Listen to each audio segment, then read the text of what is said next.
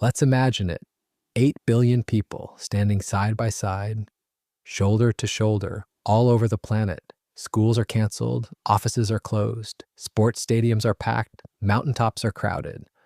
For one brief moment, humanity is united in a single, glorious purpose. Jumping. Someone yells, 3, 2, 1, and everyone jumps at once. Then, what?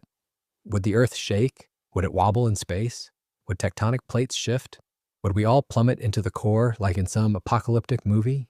Well, let's see. First, let's do some quick back-of-the-envelope math. The average human weighs about 60 kilograms.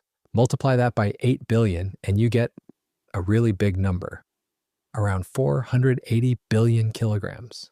Sounds impressive, right? Now compare that to the mass of the Earth, which is about 6 septillion kilograms. That's a 6, followed by 24 zeros.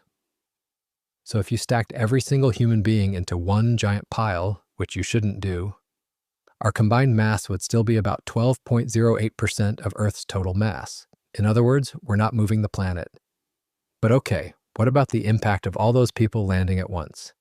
Let's assume everyone jumps about 0.3 meters into the air. That's about a foot. Not bad for a synchronized planetary leap. And when we land, all that potential energy turns into kinetic energy, which then turns into vibrations in the ground. Seismologists have actually studied things like this. Though usually during football games, a wildly enthusiastic stadium can produce a small seismic signal, typically around magnitude 1 or 2 on the Richter scale.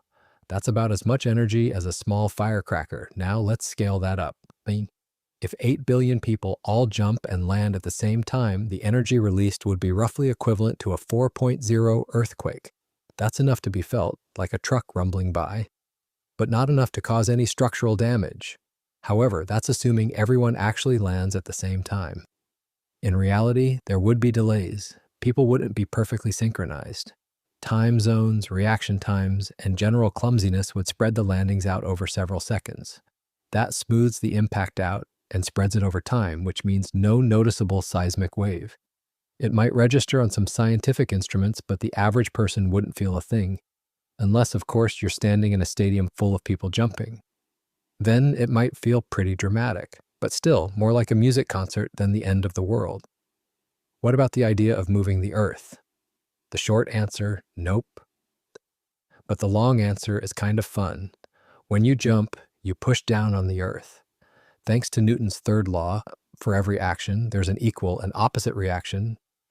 You actually do push the Earth away from you. Just a tiny bit. So when 8 billion people jump up, the Earth recoils very, very slightly in the opposite direction. But here's the catch. When everyone comes back down and lands, the Earth gets pushed back the other way. The net effect? 0. It's like tossing a tennis ball inside a moving train. It doesn't change the train's speed or direction. The Earth doesn't care. Okay, but let's say, somehow, you did manage to time it perfectly. Everyone lands in unison with maximum force in one single spot on Earth, like say, the middle of Kansas.